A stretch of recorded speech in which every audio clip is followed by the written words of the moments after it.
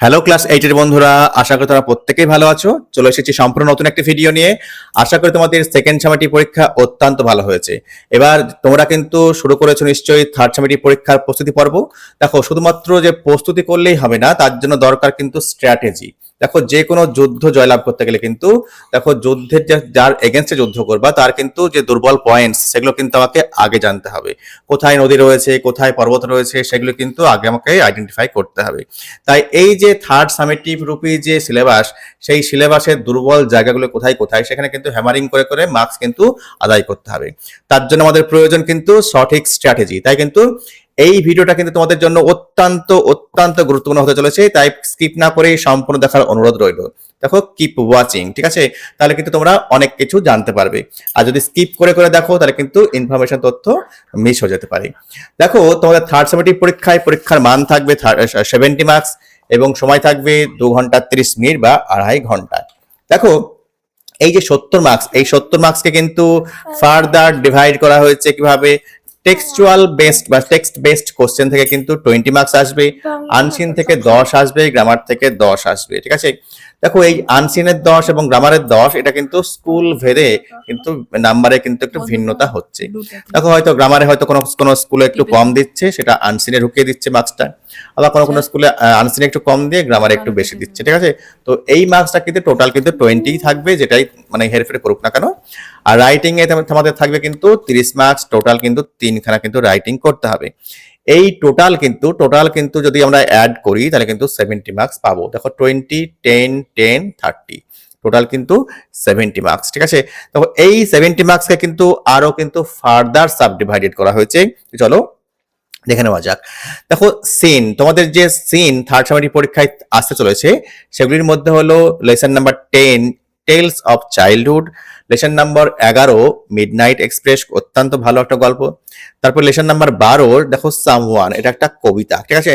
খুব সুন্দর একটা কবিতা, তোমরা নিশ্চয়ই পড়েছো হয়তোবা। লেসন 13 নম্বর রয়েছে কি, the man who planted trees, এটা কিন্তু খুব ভালো একটা গদ্য, ঠিক আছে? দেখো, এই যে সিন থেকে কিন্তু তোমাদের কিন্তু কি থাকবে, কত মার্কস বললাম? 20 মার্কস কিন্তু থাকবে, ঠিক আছে? এরপর চলে এসো আনসিন। দেখো, আনসিনে যে প্যাসেজ দেওয়া থাকবে সেই প্যাসেজে কিন্তু ট্রু ফলস থাকবে, ফিল ইন দ্য ব্ল্যাঙ্কস থাকবে, আনসার দ্য কোশ্চেন্স থাকবে, ঠিক আছে? দেখো, এরপরে আমরা দেখবো কি গ্রামার এবং রাইটিং। দেখো, গ্রামার কিন্তু তোমাদের বলা হচ্ছে বা রাইটিং কিন্তু বলা হচ্ছে text based.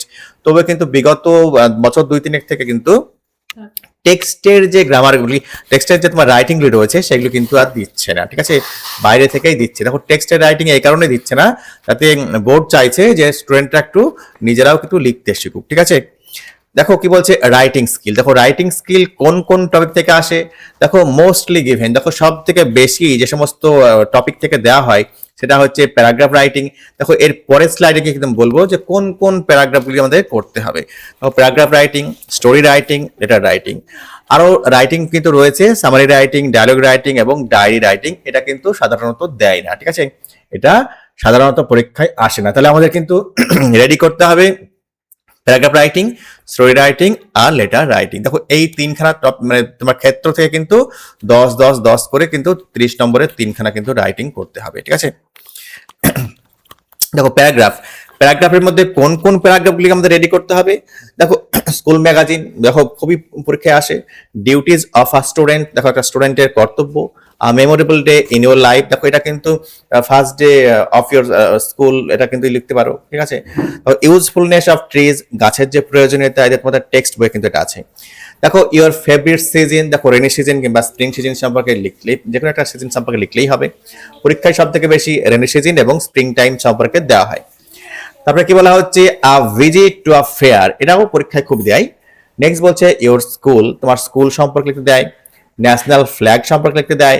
Use and abuses of mobile phone, দেখো মোবাইল ফোনের যে তোমার ইউজ, ব্যবহার এবং অপব্যবহার সেটা সম্পর্কে কিন্তু লিখতে দেয়।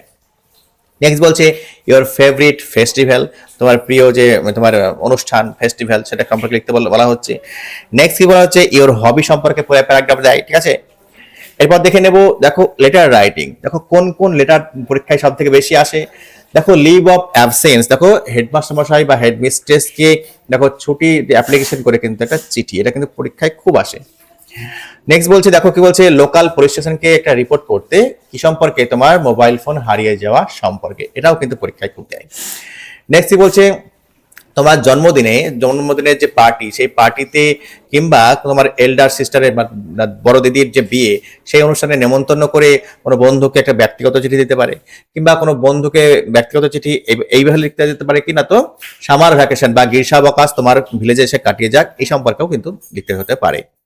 নেক্সট কি বলা হচ্ছে, তোমার ভাইকে একটা কি না তো লাইব্রেরির যে ভিজিট, লাইব্রেরিতে প্রতিদিন যাওয়া বা লাইব্রেরি থেকে বই টই পড়া, এর যে ইম্পর্টেন্স বা গুরুত্ব সম্পর্কে জানিয়ে ভাইকে একটা ব্যক্তিগত চিঠি আসতে পারে।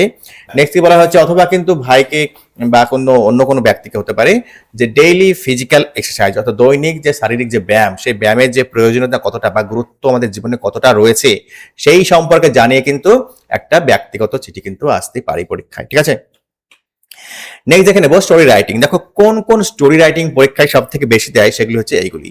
দেখো would cutter and his x, দেখো ওই যে কাঠুরিয়ার কথা তোমরা পেয়েছো, সেই গল্পটা খুব সুন্দর একটা গল্প। নেক্সট কি বলা হয়েছে, two friends and a bear, দেখো দুই বন্ধু এবং ভাল্লুকের গল্প। নেক্সট হচ্ছে a farmer and a snake, এটা কিন্তু তোমাদের টেক্সট বইয়ে অ্যাক্টিভিটি, মানে তোমার পৃষ্ঠা নম্বর 88 আছে, অ্যাক্টিভিটি 8 এতে রয়েছে। নেক্সট কি রয়েছে 4 নম্বরে, a dog and his shadow, খুব পরীক্ষায় দেয়। নেক্সট রয়েছে আ লায়ন অ্যান্ড আ মাউস, এটাও পরীক্ষায় খুব আসে। নেক্সট বলছে আ গ্রিডি ফক্স অ্যান্ড আ ক্রো, এটাও পরীক্ষায় দেয়। নেক্সট বলছে আ ওয়াইজ ক্যাপসুলার অ্যান্ড মাঙ্কিজ, এটা তোমাদের টেক্সট বই সম্ভবত আছে। নেক্সট রয়েছে the story of king Robert Bruce and the story of spider, সেই মাকড়সার গল্পটা। দেখো তোমরা কিন্তু অবশ্যই এই গল্পটা কিন্তু রেডি করতে হবে। দেখো আমার চ্যানেলে কিন্তু আমি অবশ্যই দিয়ে দেবো, ঠিক আছে।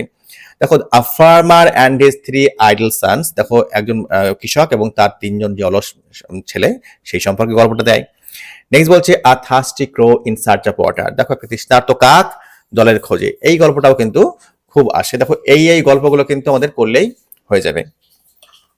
নেক্সট দেখো গ্রামার, দেখো গ্রামার থেকে কোন কোন জায়গা থেকে প্রশ্ন দেয়, আর্টিকেল প্রিপোজিশন থেকে দেয়, ফ্রেজ অ্যান্ড ইটস কাইন্ডস থেকে দেয়, ক্লজ অ্যান্ড ইটস কাইন্ডস থেকে, মানে ক্লজ এবং ক্লজের যে ধরন সেই সম্পর্কে দেয়। তো ফ্রেজ এবং ফ্রেজের যে ধরন, ঠিক আছে, কোন ফ্রেজ, নাউন ফ্রেজ না অ্যাডজেক্টিভ ফ্রেজ না অ্যাডভার্বিয়াল ফ্রেজ, সেটা কিন্তু আমাদের লিখতে দেয়। ঠিক আছে, নেক্সট রয়েছে মেক মিনিংফুল সেন্টেন্স, দেখো কিছু কিছু শব্দ দিয়ে দেবে, সেক্ষেত্রে বলবে তুমি বাক্য রচনা করো। নেক্সট বলছে ভার্ব এবং টেন্স, দেখো টেন্স, সঠিক টেন্সে ভার্বের যে ব্যবহার সেইটা কিন্তু পরীক্ষায় আসে।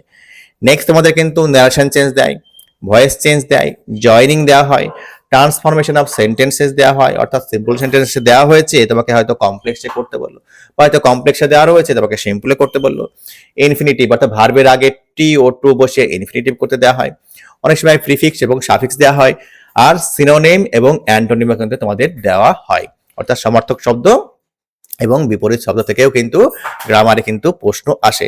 তা দেখো গ্রামার কিন্তু আমাকে এই 12টা টপিক থেকে কিন্তু নিজেদেরকে কিন্তু প্রস্তুতি কিন্তু নিতে হবে। ঠিক আছে, দেখো এই হচ্ছে আলোচ্য তোমার সিলেবাস। এই সিলেবাসটা কিন্তু আমাদের ভালোভাবে রপ্ত করতে হবে যদি আমাকে ভালো স্কোর করতে হয় তো। ঠিক আছে, দেখো আমি কিন্তু আমার চ্যানেলে কিন্তু এই টপিকের উপর ভিডিও দিতে থাকবো। তোমরা যদি চ্যানেলে নতুন হয়ে থাকো অবশ্যই সাবস্ক্রাইব করে সঙ্গে থাকো, আর যারা অলরেডি সাবস্ক্রাইব করেছো তাদেরকে ধন্যবাদ জানাচ্ছি। দেখো দেখা হচ্ছে নেক্সট ভিডিওতে, ভালো থেকো, সুস্থ থেকো।